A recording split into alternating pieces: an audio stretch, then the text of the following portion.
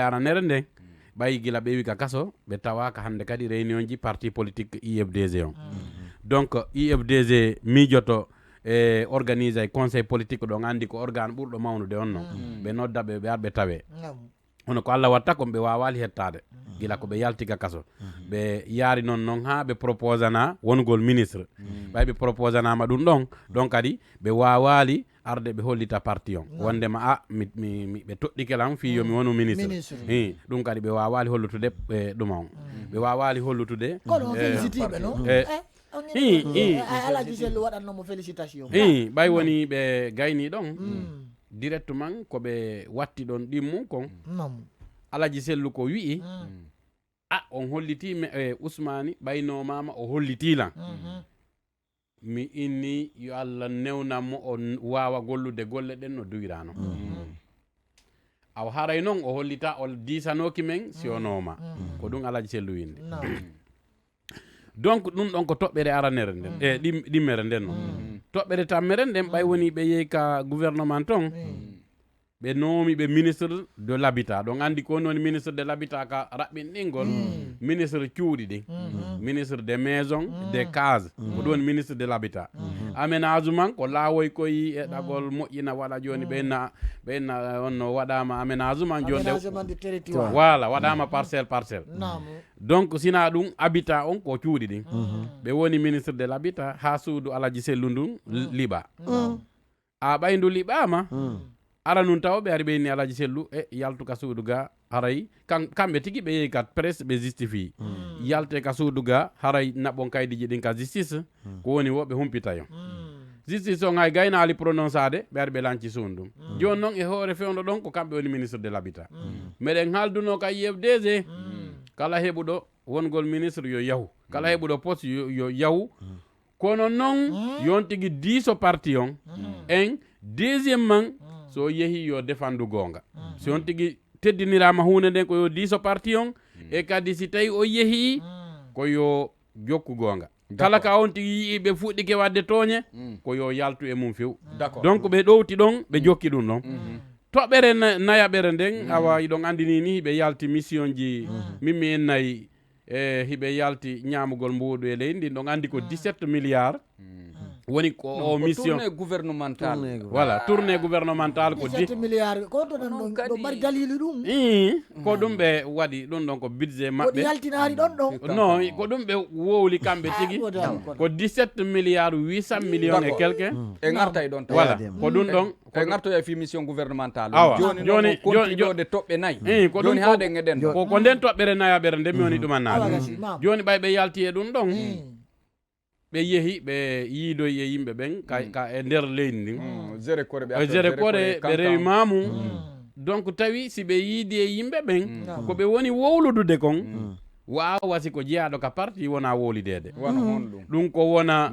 yewtugol Alaji Sellu gaynata o wawata wonde président ina moƴƴinanaɗo fi président en tampi ɓe laamodino e Conté suga ɗin haalaji quoi honto ɓe waɗi on discours tigi tigi on ko ɓe waɗi discours ɓurɗo moninde yimɓe ɓen tigi ko Mamou ɓay ɓe hewti ɗon ɓe yiiduno e yimɓe ɓen ɓe inni yimɓe ɓen ɗon awa haray tigi on haray ko min wonani en to haray ko min wonani en ka gouvernement haray hanini ni ko ka IFDG mi woni ko ɓe woni gollude toon kon kono parti on ala jaɓude famodirede haray ɓe ala jaɓude ɗowde senirde on ɓe ala wadde ɗum ɗo ɗum ɗon ko toɓɓere nayaɓere nden toɓɓere joaɓere no woodi toon derniére nden ɗon ko kala ko IFDG propose IFDG inna waɗen ɗum ɗo fii ka transition waɗen 15 mois ɓeyna o kamɓe tigi yaltata andi ko kamɓe woni représentant gouvernement porte parole gouvernement ɓe yalta kamɓe tigi ɓe andi noon ɗum no tonga ka parti amen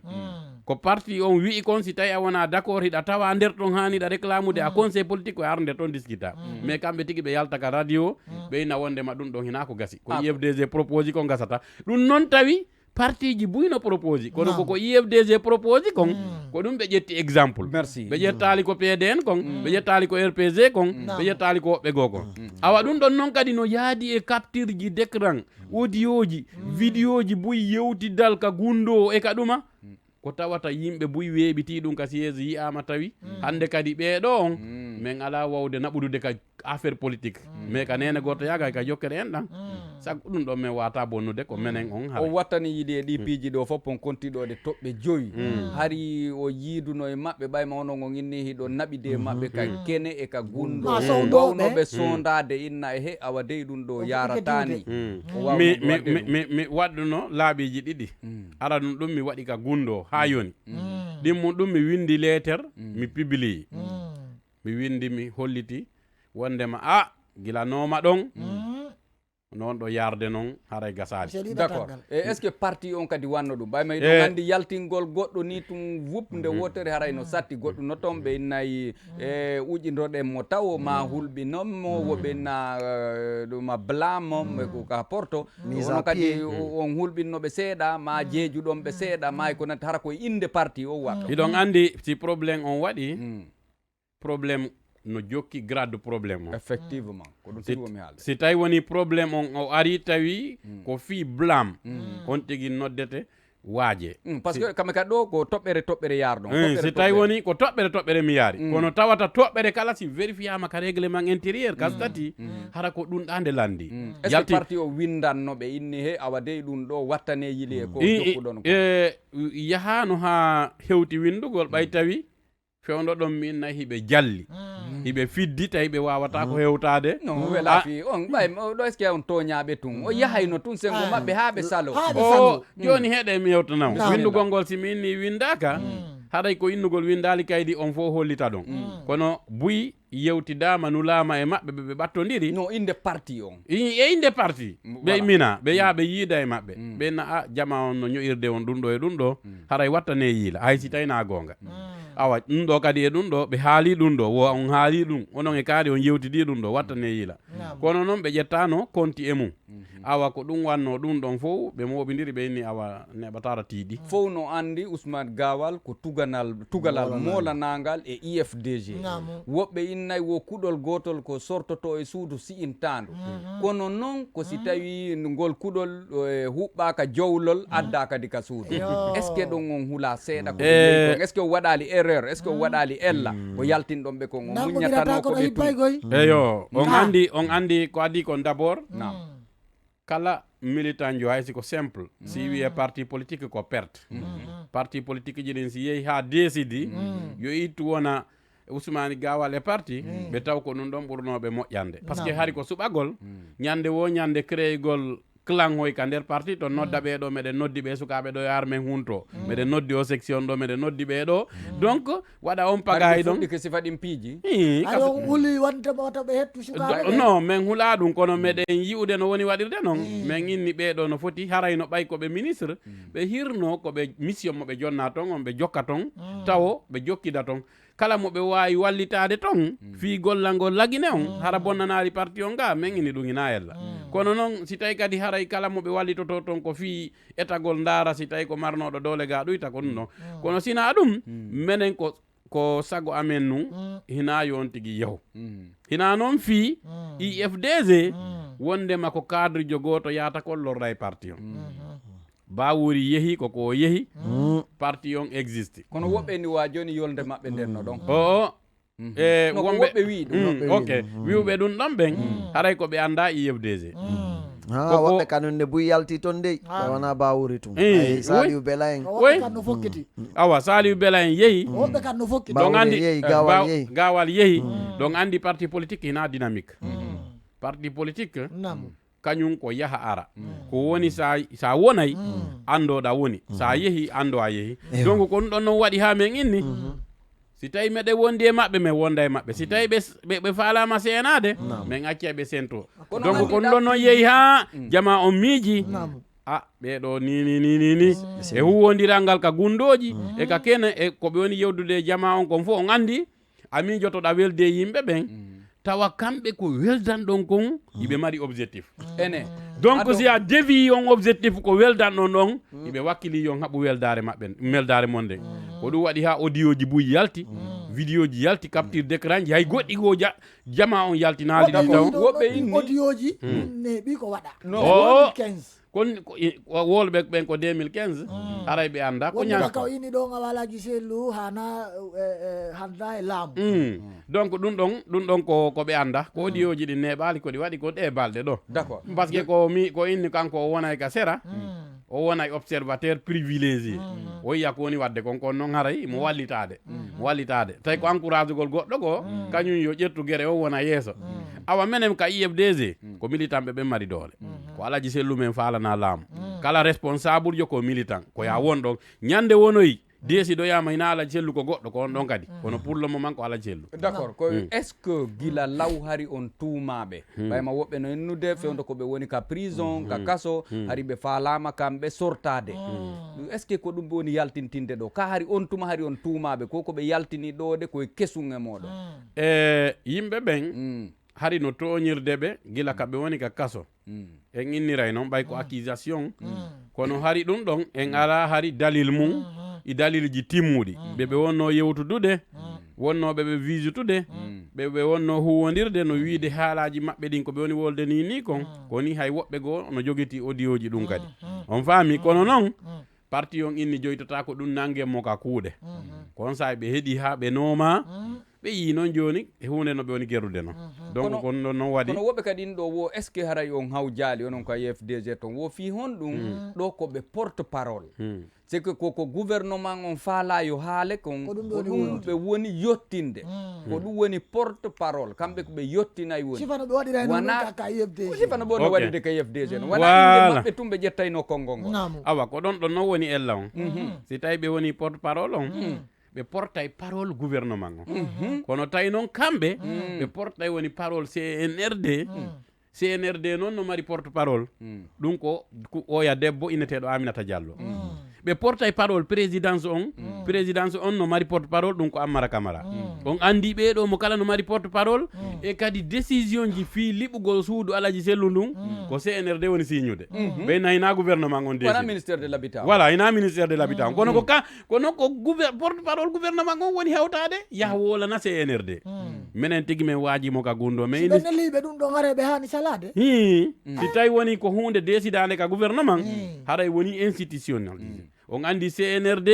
ko hoccuɓe pinka waɗi doole ƴetti laamu ngun goɗɗo anda ko omboy hombo hiɓe mbuumi yeeso maɓɓe kamɓe joƴƴini gouvernement voilà kamɓe joƴƴini gouvernement joni noon si ɓe faala yo hunde wonu porte o nondi gouvernement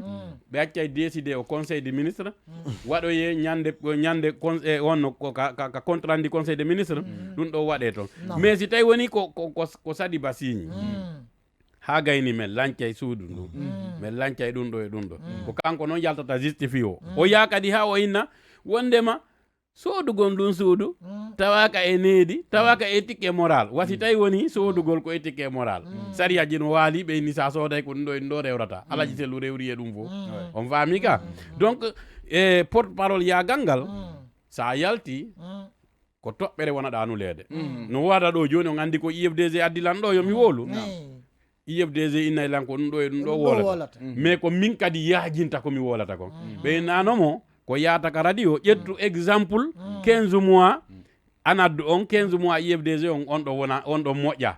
tertoɗa 16 mois RPG on tertoɗa ko PDN propose tertoɗa ɓeya fof ƴetta IFDG tum ɓe innanomo joni meɗen immindema yaw inna ko moral et éthique vendeur et acheteur tite vente ko woni yeyde ko woni soditade ɓe tindinano mo ɗum noon fof ko ɓeyni tun yaw défendame voici les grandes lignes non e fo men hiɗen andi ko wiyete kon communication publique communication publique hara hiɓe ittiri ko watte kon deuxiémement kadi e kadi ina CNRD on organise wona koye moɓodiroy nodda ɓeɗo sukaɓe nodda ɓeɗo ɗum ɗon kadi e kadi yeddotiral hakkude maɓɓe e cadre ɓe goo donc ɗum ɗon fof siɓe noddi mojoɓe negoy si kanko Mody Gawal o noddi mojoɓe ka makko yoɓe ittu kooƴe maɗum yoɓe hirto mi sikki ɗum na ella ka ina ella kono wawi wonde ɓay mara ko Mody konaɓe noddano ko haray gamɓe ko ɗum ɓe seytini noon tigui woniri Alpha Diong on andi e ɗon kadi koko laɓɓinte min monaki ko yimɓe ɓen nodda kon ma ko ɓe noddana kon ma ko ɓe heeɓi ton kon koko tawata koko waɗa ton kon jooɗe noon joni min noddi on aray kaari ko ni e woni ni wayi haray ɓeeɗo ko ɗum ɗo en ɗo waɗi haray ɗum ɗo e ɗum ɗo donc yewtereji feƴƴunoɗi ɗin ko ɗin ɗon noon noddanoɓen tigui ari filliti inni ok min hersi komin noddana kon kono min jaaɓi kono convoqué ɓe ara ɓe sifo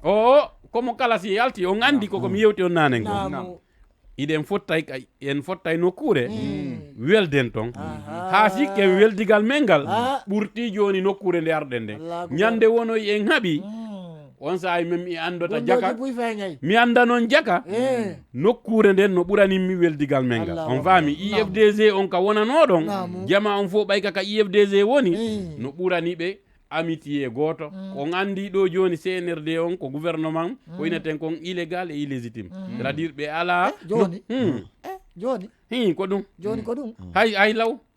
oɗon andi ko kuudeta min kelluno ɗon andi ko ɗum waɗi min kellanno ko dictature goɓe itti ɓe ari hari on sahi meɗen sikki min inni on va les porter confiance jusqu'à preuve contraire joni noon yilitagol komi woni faala haalde ɗa ko ɗon andi ɓeɗo ni sago men ko yoɓe organise wote laaɓude po ɓe organise élection gañiɗo womo peuple on jonni luwam ngu woya si ɓe waɗali ɗum ɗon kala mo ɓe nominini ni ɓe wawata nomude militant IFDG on ɓe wawata gollande leydi ndin ha 2 millions de personnes heɓa nafa e nder mum donc andi militant IFDG no ɓuuri 2 millions de personnes donc fi 10 personnes 15 personnes wawata bonnugol nafa miijo anniye e yangi mawɓe buy ko tawata ɓen ɗon sago maɓɓe koyo IFDG laamu e laawi waɗe e tawata mo bonna hula tawata ɓe wawa e ɗaɓɓande hoore maɓɓe tawata piiji ɗin fof watte ko hakkude hara ko compétence o gaynata donc noon si tawi woni woɓɓe gono no miiji minen men ɓeeɗa heeɓino ɗum hari minen kadi si ari ɗo yo min heeɓu men nayo jokke heɓugol mol ngol mais wota on bonnu moƴoɓere ka tawata yimɓe warama fi mum woɓɓe nangama fi mum woɓɓe go piyama fi mum woɓɓe hay woɓɓe raɗama e leydi mum jawle woɓɓe lancama e fi mum on faami jama on no woni pré fi moƴoɓere nde awa gasimo darli kona ara en darto ɗo taw e ɗo gandi noon ɗe balɗe ɗo ko ɗum woni fedde UFDG nden haray ko ɗum woni ɓe kaserari haray ɗe balɗe ɓe hewɗuno ɗo e hella gawal ɓayde andi Ousmane Gawal komo gawal ton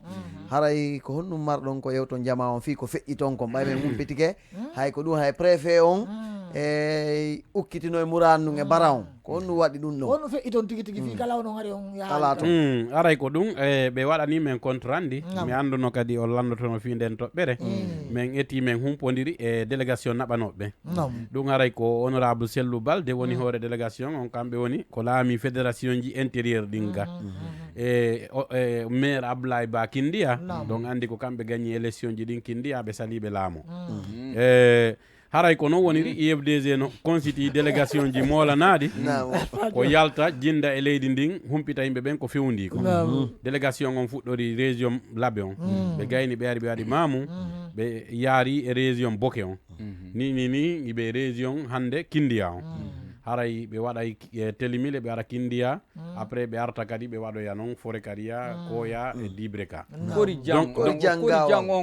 jang on tourné voilà wana campagne taw campagne ala de kori jang objectif tourné on ko objectif ji tati aranum ɗum ko weltanago yimɓe ɓen fi ko feƴƴi kon on andi jama on wakkilino moƴƴa fi dartagol fi 3e mandat on yaari noon ha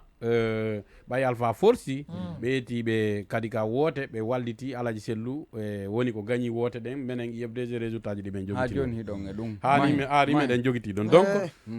ɓay woni ɗum ɗon ko toɓɓere aranere ndenna min yeehi tawi gila woote ɗum ɗon feƴƴi min yahaali min weltaniɓe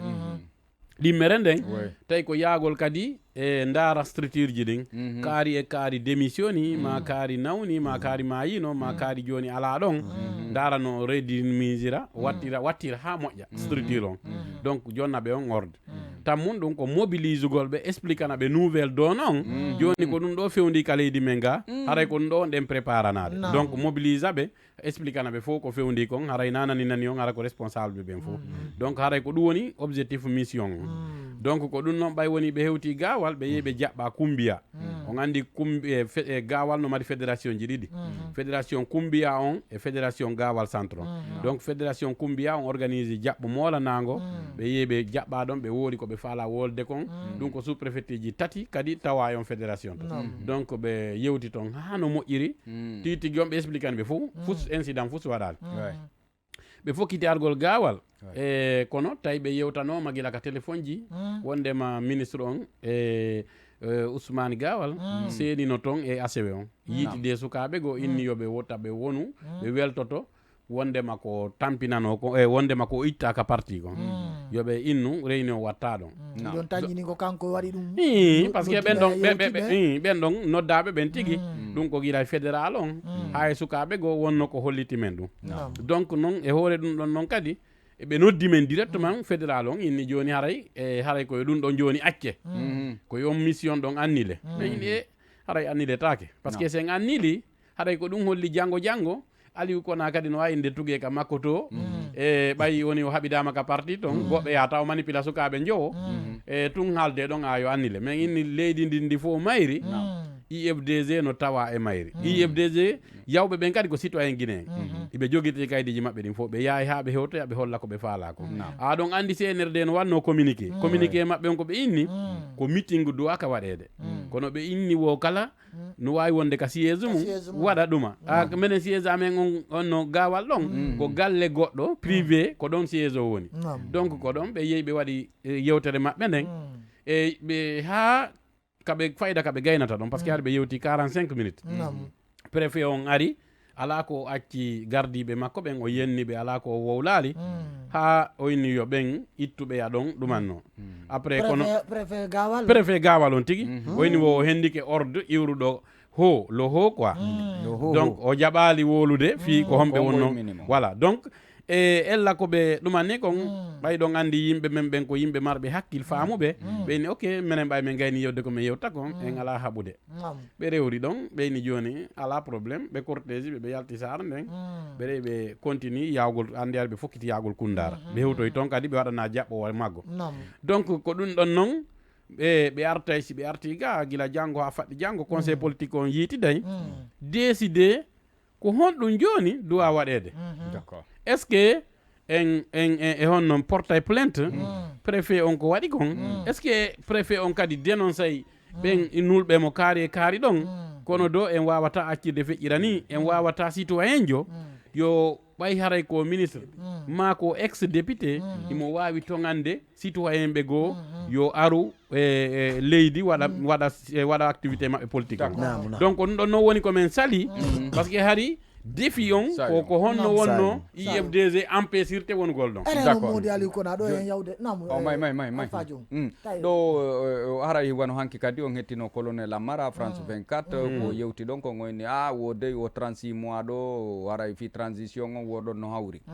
ɗo mari ko ɓeydon on andi Amara mi sikki anda ko woni wolde parce que ɗon andi o gayntanoki janden nden e kadi ko soriyagal ngal o continno donc ɗum ɗon o ɓuuri andude fi administration publique on ɓe anda fi mum ko accident de l'histoire waɗi ha ɓe ƴettiri ni ɗum on donc haray ko woni porte parole ko ɓe jonnumo secrétaire général ɓe jonnumo hunde ɓurde mo kono ko accident de l'histoire joni goto wata wi'ude coup d'état 36 mois ɗum ko raisonnable hay goɗɗo anda 36 mois on ko honto woni fuɗɗade ko hondotuma ɗum ɗo watte ko ha honto ɗum ɗo watte ko hombo woni wadde ɗum ɗo on andi ko golle komo quoi no jooɗa tun no goro garane no waɗe gordo gardaɗe sina ɗum ɓe duwa jooɗade ko 36 mois donc 36 mois on hino golleji ɗin ɗi eɓɓama kono gouvernement no yalti no ɓe amude pooɗa ni laaɓe ɓe hippi toon puutoji ɓe anda noon pooɗa e puuto yadata o woliɗo inde komo yagal mi anda sina ono woni wadde komo yagal iɗon jooɗe landagol transition on ko honnatuma fuɗɗoto otowal sarsungal fokkutungal wayasi ɗa innanka honnotuma ngal yata hara ngal huɓɓi voilà ko ɗon andi fuɗɗagol golle ɗen ina fi 14 heures yoni wonta émission mon on fuɗɗike ko tuma fuɗɗi ɗon golle émission mon on sina ɗum hay hunde ko nandi e transition onon woni altaw ɗon andi transition inde mum nden ko woni ɗum ko piiji ɗin no darnede ha goɗɗi régulé yahane c'est-à-dire transition on fof ko activité politique kono recensement waɗaka fichier électoral o ngay mema kam miɗo falno yewde fichier on andi grandio an on Ousmane arno yewti fichier on o poƴƴo paccanni ga kono ronki jillidiri muraɗi fof andi ko ɗum mi faami wondema jaka ɓe anda hiɗen soodi logiciel 4 millions de dollars région ji mumen ɗi fof no mari logiciel ji donc ni koye noddude tun opérateur ji on opérateur on recensement on ara waɗana e recensement on o e ɓaccuɗo téléphone o modi aliou kona alaji en no alaji wonde sappo e tati wattiguede alaji en ɓe hewttay ka ko honno ɗon andi ni ɓe hen dakitaw plainte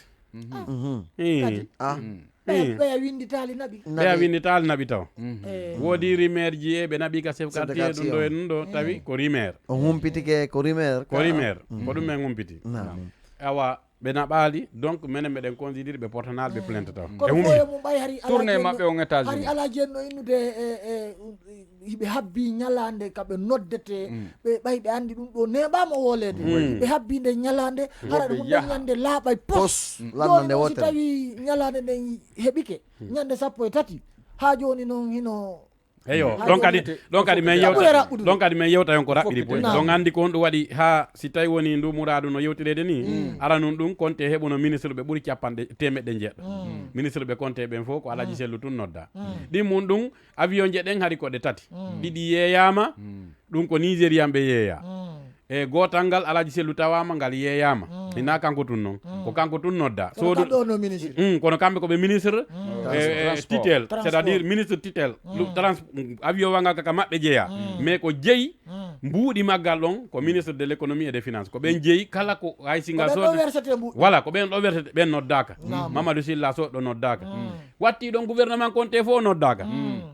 deuxièmement ala selluɓe innimo ko justice o naɓi dossier makko on fi sundum ka justice ɗo yo naɓude ɓe ari ɓe lanci sundum ɓe innimo men te passe joni noon on ɗon o aray min miɗo waajimo yo continue tourné makko ñande wono e justice kese on waɗama gaccitay haray ko ɗum woni rewroji ɗin ka wowi ɗon 83 93 haray nodde men ɗon ka 83 93 tawde ɗon yewtere nden ma ɗum so tawi kaka leɗe jalane ka whatsapp noddon men ka 669 80 88 88 so tawi kadi ko ɓatta ki windanto mi windanon men ka 82 93 ma ɗum sika facebook wonɗo men darde ma ka youtube ɗon kadi ɗo wawi mi windande e haray ɓataki mi waway e jangande jama on haray nodde men ka 83 e 93 83 93 namu aray modi Mamadou Saliou no wawi uddude téléphone jiɗi kisan ɓe nodda en kisan namu so tawi no woodi ko ɓe landoto Modi Aliou Kona ɗo ma so tawi no woodi ko ɓe ɓeyditata ko yewta ɗo fo haray ɗen habbiɓe ka ɓoggi ka aɗo woɓɓe wodde haray ɓe yahay kippe kisan Modi Boubacar Ba no habbi en to salamu aleykum Modi Boubacar aray timɓe arta ka ɓoggi ɗo gato aray ɗuma woɓɓe hewtude ka ɓoggol ɗo e landoto Modi Kona ɗo ko honno ɓe yiiri tigui tigui ɗe golle Charles White kamɓe kadi hara ko joma haala wingin ɗuuɗi ka golle ɗe ɓe tañƴini yaltoyay lowre nde yaltoyay mi ɓuuri tañƴinade Charles White no moƴƴi hara ko juge debout hara ko yo wonu o togane haala o golla golle ɗen haala wingil no ɗuuɗi moƴƴa e kadi o gacce ƴetten ɓe ɗo Modi Mamadou Alpha Bari salamu aleykum aleykum salam wa taala wa barakatuhu ɓe Madina ni ngayuri ni ke ɗon alaji kona ko bulldozer wal ko kamɓe yeliɓoy sundu si piiti ke immotako Modi Alpha ko kamɓe yeliɓoy sundu kulundankejo balla no ɗon faami on landike question andi goɗɗino hirsa huttaka goɗɗi hirse ɗum mahen alaji sellu innali no añi justice mais dossier makko ha jonno ka chambre administrative de la cour suprême ɓe sali haalugol d'ailleurs on to colonel Doumbouya woni a keeɗaɓi tan noon mbasi on susta hande ɗum gono mais landike de kori on to laymadi woni to laymadi woni mais landike no akke ara mo Mohamed 5 ɗumo ka pale Mohamed 5 no wandi ɗo wele Mohamed 5 sake commune jour wana yeeyede janggo yiyayɓe ka juma janggo ɓe juuloya e juma o juulo e on to ɗon haldi o juulo e ton no men ngalan taw ko to be juuliroyta kon non be juulo yayi on nani ɓe indi ɗon de ñande pale mamet sen ko pellindirama ton kono on journaliste ɓen kono duwa yaade anda ko situation koma an ɗon kono non tigi on hulay hay hunde ala hay hunde ala ko alfa onon ka ɗo wa yewde ƴeeway ka camara nangaka namu nayi o garde cordial lansana konte kadi Abdoulaye Cissé no nanga ka bata hankin kan saya fellama toon kadi men andinde ɗum kono woni guite amen ndeng min ko mari question composana monsieur Aliou Kona ko fi on no Ousmane Gawal on bloqué au page on no cellule de communication IFDG ko fi on no kupanimo awa ɓe jaboto joni ɓe jaboto merci aɗo ɗo ɗum e ƴetta nene ummu wonɓe koloma salamu aleykum nene ummu ɓe habbike haray hanne ɓi haray yoɓe artu haray ko ɗum on andi le 6 ɓe o dekda andi hari ko Ousmane woni administrateur principal page on page meɗe mari groupe mais innama cellule de communication mari 200 000 abonnés kono ɓay woni o désactive men page on menen administrateur ɓe ɓen fof min iwno nder ton kono min ƴettuno disposition haray mi annonce ko to an mam Alpha Bari haray no e jungo men joni en watti ha moƴƴi e kanko tigi mi daara no mi ajurtiramo ko administrateur ɓe haray page on wonti e jungo men ɗon andi no tawa e ko men fini kon kadi informatique ko mudula Youssouf no abbi en ton ceerno Youssouf assalamu aleykum assalamu aleykum wa aleykum salam bisimilla ko tooli allo ko bisimilla ko tooli ala ton alhamdulillahi miɗo make Youssouf noddol depuis Demdoula bisimilla moɗon ko tooli allo mbeɗen jenti goɗɗum no kurkurunade ɗo mi anda si wona écouteur ji wa ɗon ine téléphone ma itto écouteur ji ɗi joni aray aɗo ɓeytude monsieur Kona haray no woodi woɗuma woɓɓe no ɗo ɗe ko madame Malaɗo Diallo ɓe inni wo ko honɗum accan ɗum ha gouvernement o yaari fuutari ndin onon kadi yaaruɗon toon tourné mon onon hanno yaaron télé wafore eyo ɓe famali jaga aɗon fottali woko attaque gol ɓe wuri yawɗon eyo ɓe jarama fota ko question moƴƴo andi ɓe famali ɗon andi gouvernement on ko gouvernement ko gila e tenen yey fuuta ko wiyete noon fuuta kon no seedi e ko wiyete moyen guine kon la moyen wonno moyen guine on ko région Mamou e Labé fuuta on Télimile Gawal e Koundara une bonne partie de Pita e Firia haray no tawa e nder ko wiyete fuuta kon on faami ka donc délégation on ko yahata région administrative Mamou e honno e Labé tawi on sayi ɓeyano yarde kañum foore on sayi ɓeya yaari foore ɓay noon ɓe iwri foore ko kankan ɓe yaari o semaine ɗo minen ko région kankan e honno Boke on e région Kindiya on mi woni e mum ɗum ɗo fof mum wata wonde fuuta e wata wonde moyen guine on faami no wawi noon par ce que haɗi fuuta on haɗi ƴetti ampleur kono haɗi janɗi moƴƴa kono no wawi wonde fuuta kono wata wonde moyen guine gouvernement noon kowoni jirdude de ko par région administrative un peu naturel namo haray se wattani laaray ɗe balɗe ɓo ndemojo bere ko ɗum woni wiyetende CEDEAO e haray ɓe mottodirno ɓe yewti fi men enen Guinée haray ko honno yirɗon haalaji ko ɓe ɗon ko ɓay ɓe holli ko ma onon ɓe ɗaɓɓude laamu e laamiɓɓen o saay ɗo joɗɗon yewton haray kadi ɓe toɗɗanike on goɗɗo wara yewta hakkude mon ɗum ko Mohamed Ibnou Sambas wowɗon aray fi menen men ala probléme fi innugol hari Ibnou Sambas buyno ño'imo kono noon argol joni on ɗon yewtere nden fuɗɗe bete no ɓurani men innugol joni arɗo rejetete Ibnou Sambas no ɗo gila 2006 gasi mo wawi arde ngal ɗo kadi no gasa e ngal ɗo hina kanko e o ka Nations Unies on ɗon iwino ga modali koɗa on acci hakke en kisidugu Mamadou Sadio Ba no abbi en ton salamu aleykum waaleykum salam wa rahmatullahi bisimilla moɗon ko tooliɓe kisidugu fof no salmina alhamdoulillahi ɗon e jaam ton onon o wela hendade awa hendike men may sayon on naati hande minni on wela hendade eyo kono onon o wakkilike ha on naati Allah walli on hande ɓay men wakkilike ha men naati ko kisidugum no faala yewtide on sin seeɗa bisimilla kono mi yewnata on ɗum ɓade pamol no hawji de Naam. Haray ko lennata kon ko wari kon ha joni no ñoƴƴi komi yeetoto Naam. yetanno ɗon la invité jomo no journaliste ko ɗa heɓe ɓeydu wakkilare nde mouradu e moƴƴuru ɓe ɗuyta ka ɓe ɓeyda ɓeyden e fof ɓeyden wakkilare nde mouradu e moƴƴuru haɗa ko ɗum ɗon tun woni ko nawata ko saabu ko woni ko nder ton kono mi ala nande ko woni ɗon yewtude menen meɗen nande no laaɓi poyi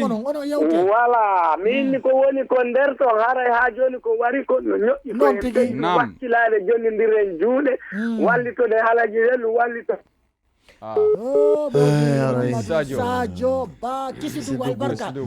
donc fika CDA ɗa aray ka raɓɓin ɗingol CDA o on ni hiɓe faalaka haɓudude laggine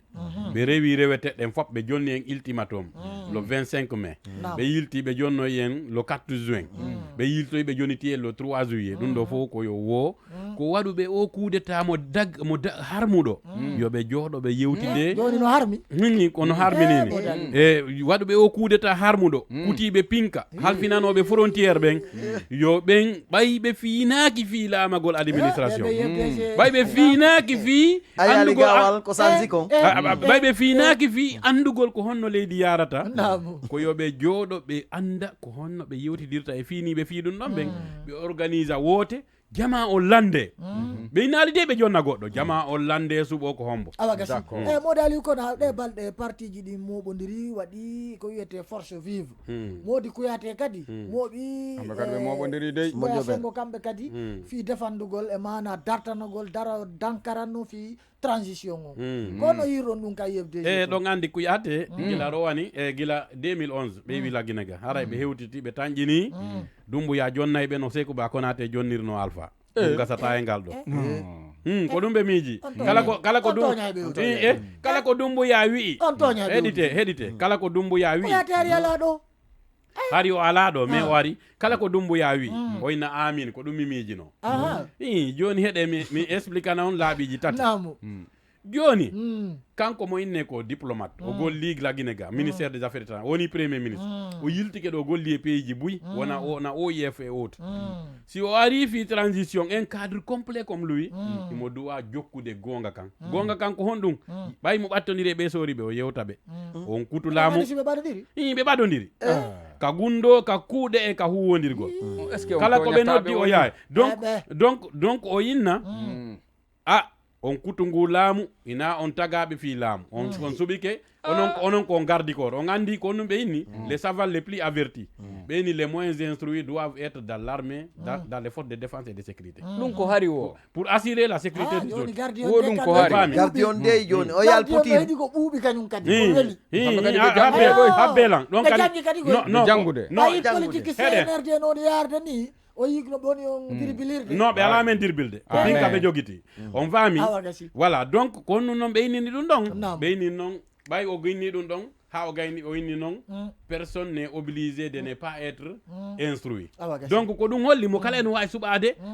janggay ma janggata kala no wawi suɓade mi watta to teni ka mi wonay politicien ko ya suɓo goɗɗum e mum ko laawi poy donc CDA on no mari gonga ko laawi poy kuyate ni ñande wo ñande ɓay tun himo andi o organise meeting ka makko heɓata 50 personnes himo tanƴini pouvoir o wona transfert Orange Money e ɗum wata wonde himo tanƴini tan toñuɓe Orange Money ɓe himo tanƴini min ala toñude himo tanƴini himo tanƴini ko kamɓe fo ko kamɓe groupe on ko Ousmane Kaba Fayamini Mono e kuyate ɓe wawata moɓude hay ka village maɓɓe hay 50 personnes ko ɓeɗo noon woni darade inna accen wote ɗen ɓe wiide no neɓiri wono neɓiri janggo ala cellu doole makko ɗuytoto parti on ɗuytoto ɓe miiji ko ɓe miiji konko angal andugol IFDG angal andugol peuple de Guinée on décidi o waɗuɗo ɗi ponji kankan waɗɗo ponji ɗin fatala waɗɗo ponji ɗin sigiri waɗɗo ngol lawol waɗɗo poñ on foore o ɓe lamminayi o ɓe daara ko honɗum o wawata waɗande monsieur konano yaade ka woɗɗi ponkadi no waɗede bambe to kori ko sakun siman kun kaka magasin ɗon ɓe ƴettuno kun hani ɓe yo ɓalɗi taw fi pose de premier pierre magasin kotira wan ɓe ƴettuno magasin kotira wan ɓe ƴettuno ko saboteur ye ndaron albarka har men nanali ɗum ɗo non ɓeɓe sabotay woni golle amen nde joni yehe ndaron ka golle ɗen fewni ɗo hiɓe jokki wadde base de vie on taw ɗum woni base de vie alaji ɗi wonta ɗo ɓe darnude ɗon ɗon andi ko wiyete comme pose de premier pierre ñande pose de premier pierre ñande didande ko bimbine ñande fuɗɗete gollede o waɗi cour molanaɗo ɗum ɗo ko golle entreprise albajo en daroto ɗo ɗo kono albarka nani mbeɗe marno hunde wotere ko men hollat yewta ina awa yo sa yo nangi men ɗo sa yo nangi yewta